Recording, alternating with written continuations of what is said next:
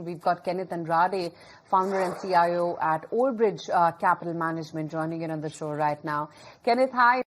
Great to have you on the show. Kenneth, besides the attempt that we somewhat made last week and finally made it to that 25,100 mark, this has been such a range-bound market. What are the tailwinds and headwinds you think are currently at play for us? The headwinds is pretty much well known. So there's not much to speak about it. But I think in terms of the tailwinds, we've got the markets remaining at this level for now approximately a whole year, right? And that's moderated valuations to a certain extent. Second, corporate India has now probably started using its balance sheet to expand its global footprint. So India's indexation to the global environment doesn't seem to be very large. It is not large.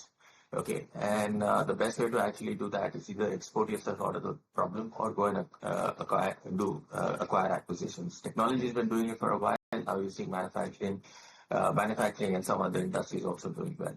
So what we've been waiting for a period of time is corporate India trying to put its balance sheets to work, and I think that's about where it is starting at this point in time. So valuations normalizing, you getting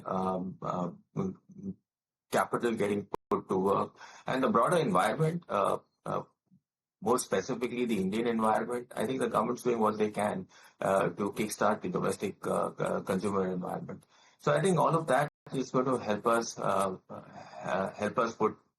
put this together. So Kenneth, as an investor, what is it leading to? One is wondering that for the next 2 years then, what should one's portfolio tilt be? Should it continue to be with consumption, and especially given the government's focus of late, or should your tilt be more globally aligned towards AI, tech, etc.?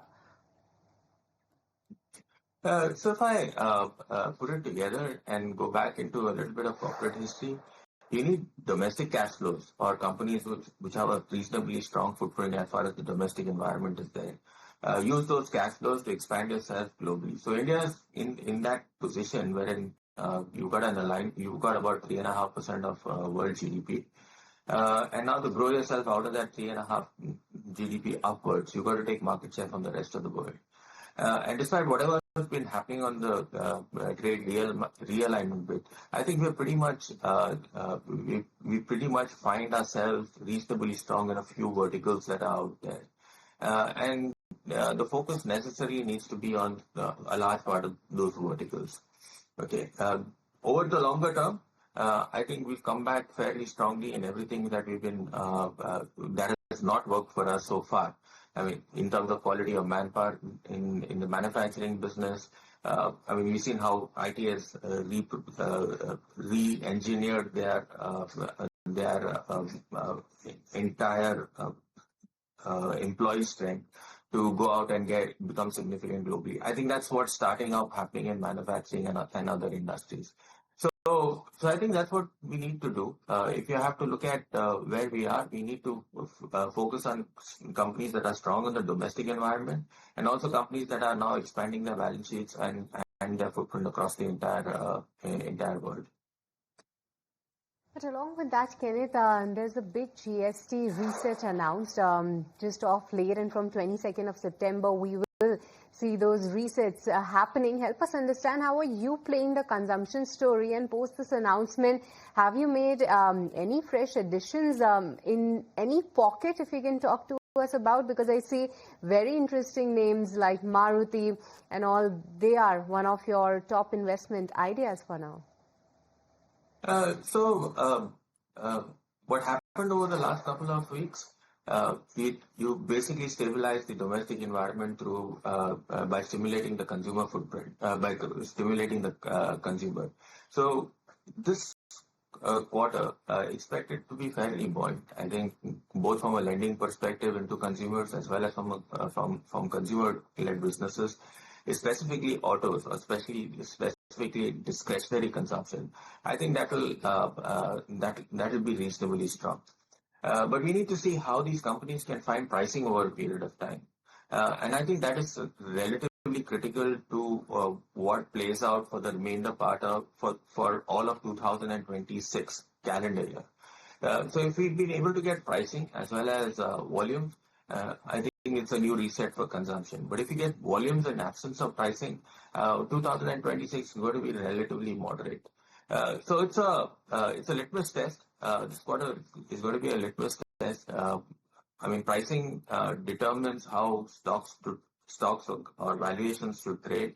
And if you get pricing back, obviously 2026 should be reasonably structural as far as the consumer economy is concerned. For now, I'll moderate my expectations for 2026. But this quarter, we're looking at a relatively short, strong consumer-led economy till the end of this calendar year. Okay, and Kenneth, the last time we interacted, I remember you were positive on metals and you did like that space. You continue to hold that view, given so much has been happening on the tariff front in terms of the global commodities, and within base metals, what is looking good right now? If you take all the companies in metals in India, right, they have some significant advantages in terms of how they, in terms of cost advantages that some of these players have. And they have relatively high capital efficiency ratios. A lot of that is now determined by the fact that they have a reasonable amount of protection in the domestic environment. So profitability should be relatively okay for a bulk of these businesses. The second big change, I wouldn't say the big change, but what's ongoing with these companies is that they are investing significant amount of capital to expand their businesses. So there are two things that are going to happen. Capital investment is going to continue, and is going to continue at a reasonably strong pace. None of these businesses need external capital to fund whatever they're doing right now. So incremental amount of cash flows coming out from expansions is going down to pay back debt. And you've got individual businesses that are now looking at rationalizing cost and bringing costs down. They're already running at a reasonably low cost base, but a significant amount of these companies will now cut costs. And when you do all of this, the cash flows increase, and you will be able to see a reasonably strong balance sheet going into the next 2 or 3 years. So we're relatively constructive on that space, and also if steel prices hold up, I think we should be in, I mean, not just steel, but metal prices hold up, we should be in for a reasonably stable environment for all of these companies going into the balance part of this decade. Okay, and Kenneth, we were just talking about consumption before this and how this entire GST regulation, the cuts coming over there, also the liquidity and front loading via the RBI, that's given so much of liquidity into the economy, so much of a boost to the consumer sentiment. And now with the festive period underway, do you feel the tide could be changing for some of these FMCG staple companies? Because at least on ground, that is what we're hearing from management. So I did mention that consumer discretionary, especially in the automotive and the appliance businesses, should be relatively stable and see reasonable amount of volume growth coming in there. I may not be very constructive into the non-discretionary part of the market. So we have to wait and watch. We tend to believe that this quarter should be the litmus test for the consumer economy. If they are in a position to get volume plus pricing, I think it's a structural change. But if they're just getting volumes with the absence of pricing, 2026 might not be such a great year for a consumer economy. So we're in a wait and watch. Our current positions are largely linked to discretionary consumption and not so much to non-discretionary spends. Kenneth, I see in your latest fact sheet, your focus fund is sitting at 11% cash, but this has come up with a disclaimer that it's not a cash call. It's due to the higher inflows that you have seen towards the end of the month. Help us understand, how do you plan to deploy that? Will you be planning and looking forward to deploy that in a staggered manner? And for our viewers, if you can help us understand the key sectors that you are looking at closely right now. I know we have talked a lot about metals, consumption and all, but what's making to your top list? So it's going to be a little bit more of the same. We'll just add another one business over the course of the next couple of weeks. But it will be largely in the domain of where our current positions are. If you look at the portfolio constructions, I think we've got about 13% in pharmaceuticals. And metals is about 8%. Technology is closer to about 9%. Financial services about 5%. Automotive and automotive parts will be about another 9% of the portfolio. 5% will be in real estate, another 5% in aviation. So a mix and match. It's fairly a diversified portfolio with a reasonably strong focus on businesses that lead their category or their segment. I think the cash that is sitting in our portfolio will be a little bit more of the same and not something significantly different from where we currently stand. It will be between 22 23 stocks. The focus fund will be between 22 and 23 stocks, and very much in the domain of what we expect the environment to move towards. While saying that, into 2026, we're fairly aligned to the fact that the significant change in the trade environment should normalize itself. Okay, and most of the Indian companies that are there will continue to dominate and actually stabilize operations and go back to historical growth levels. Okay, Kenneth, great to have you on the show and good to gather your views as always. Thank you very much.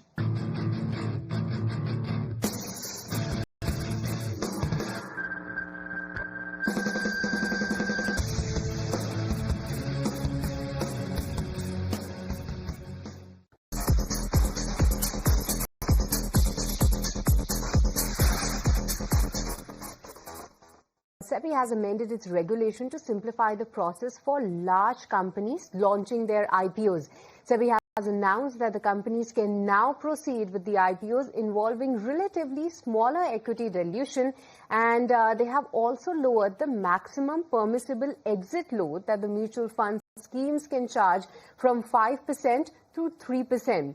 Now also, mutual funds have been allowed higher participation in REITs, InvITs, lots more that has come out of the SEBI meet. We've got Sanjay Shah, CMD at Prudent Corporate Advisory Services, joining in on the show right now.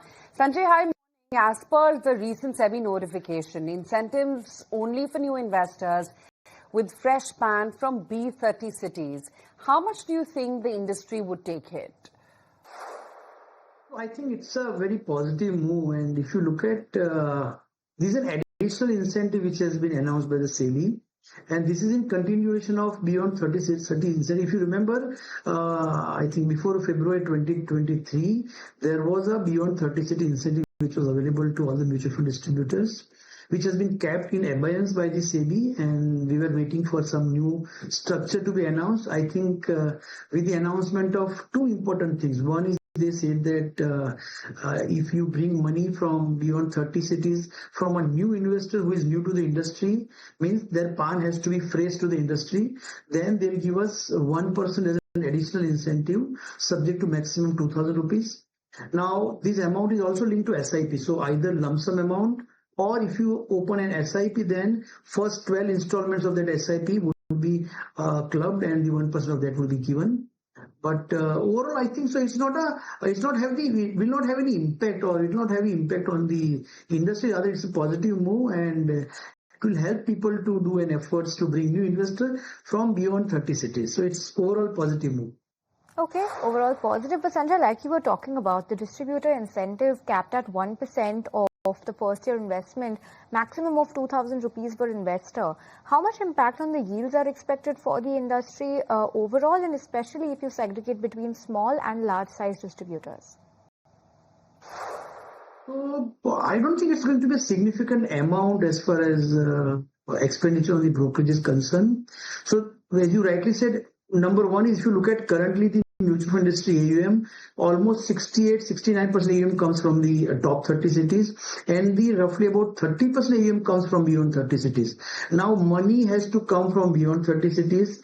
The person has to be new, and he'll be given incentive only on the first investment, whether first SIP or first lump sum. So it's not going to be a huge yield accretive. So if let's say I'll just give an example. We represent the retail of the country.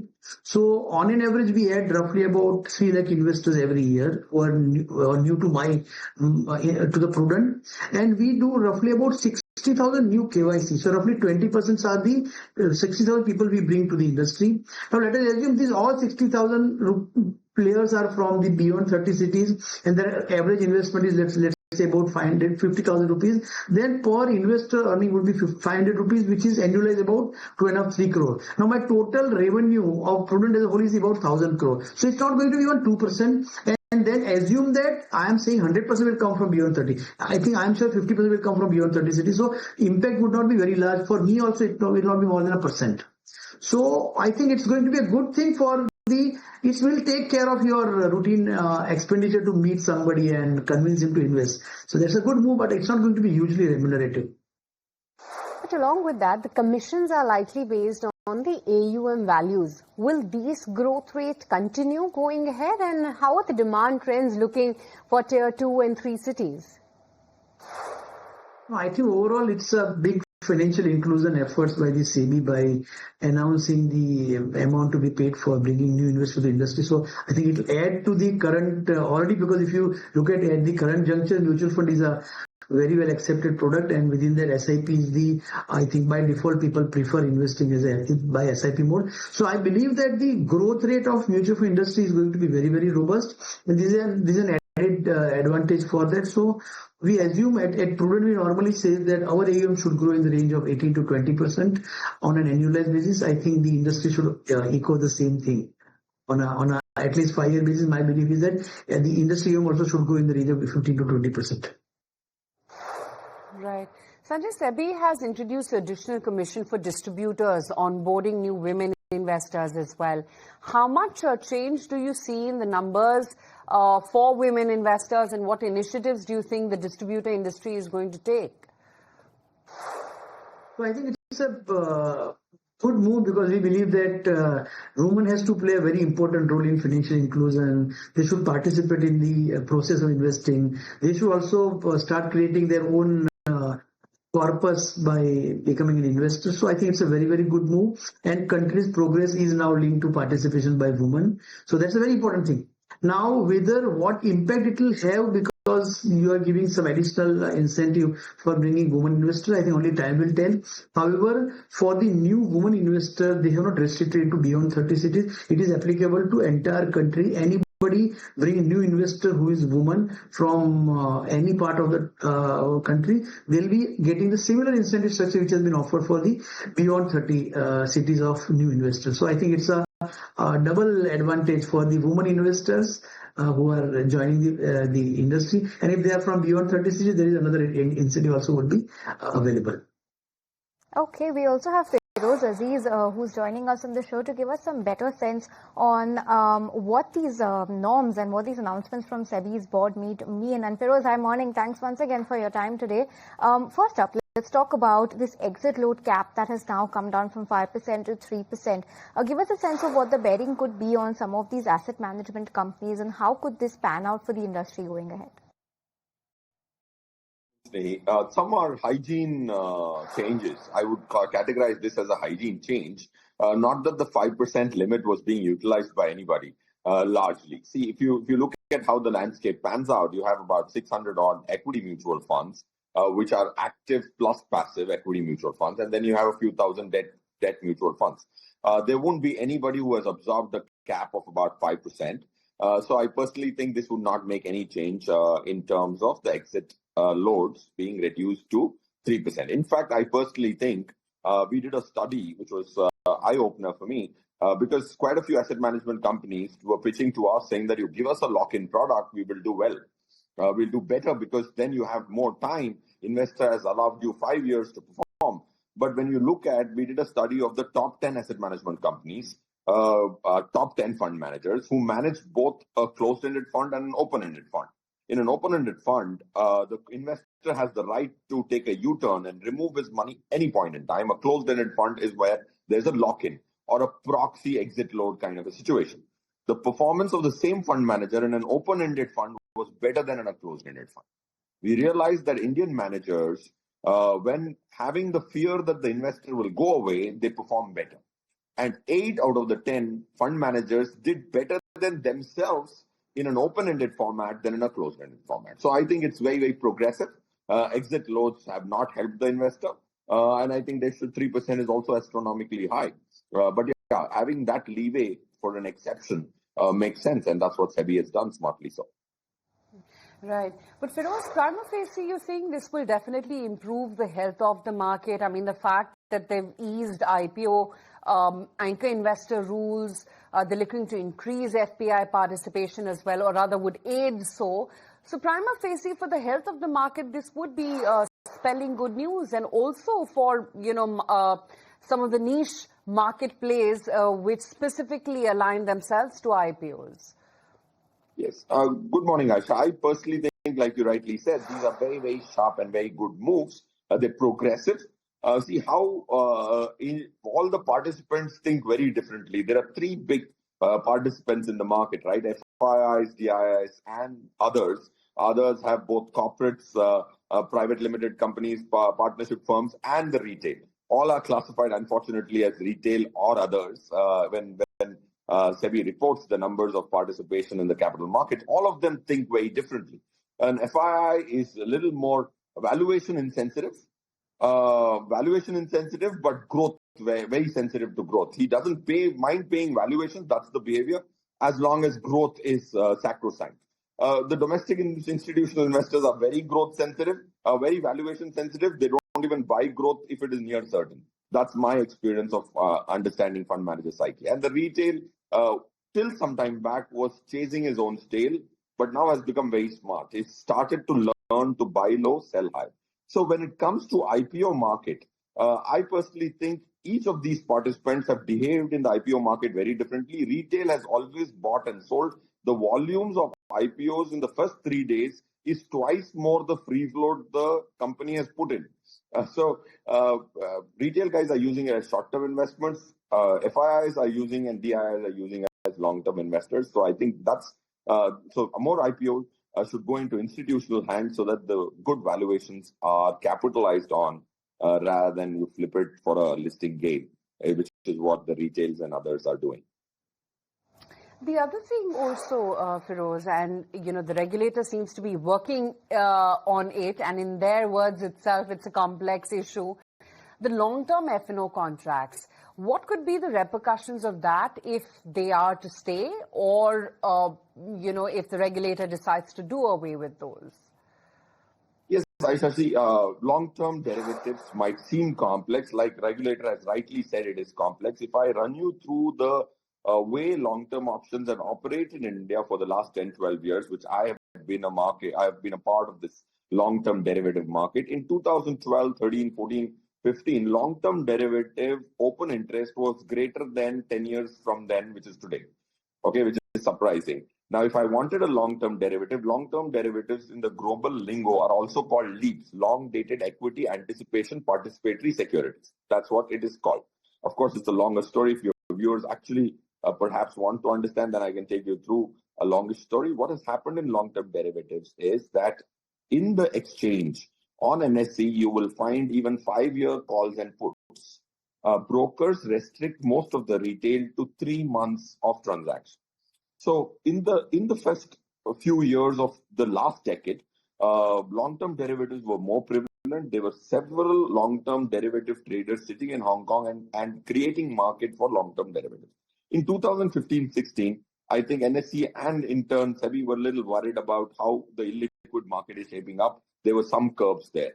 During COVID, their margins were increased substantively, almost doubled, tripled overnight. So long-term derivatives took a backseat. Then again, SEBI came up with a great initiative saying that up to 9 months we will call as short-term derivative. From 3 months, they've moved to 9 months. So today, if you see, even the June option of 2026 is far more liquid than it would ideally be. So 9 month is short term, beyond 9 month is long term. Most investors who would be hearing now, they would not even know that 5-year options are listed. They're not liquid because there's nobody trading. So when SEBI has to solve this mystery of how to bring in cogent, non-manipulative practices in long-term derivative, is it a complex issue? Couldn't agree more with SEBI. Second, if SEBI is curbing weekly derivatives, which are largely speculative instruments because people are using it to buy and sell as per market movement. That is called the delta of the option. That feature is called the delta of the option. Long-term options are very good securities because you can predict Nifty in 5 years. Predicting Nifty in 5 days is very difficult. But if you ask me where would Nifty be 5 years from now, I would say at least 10% compounded return. Thank you so much, Feroz, as well as Sanjay, for taking the time out and speaking with us.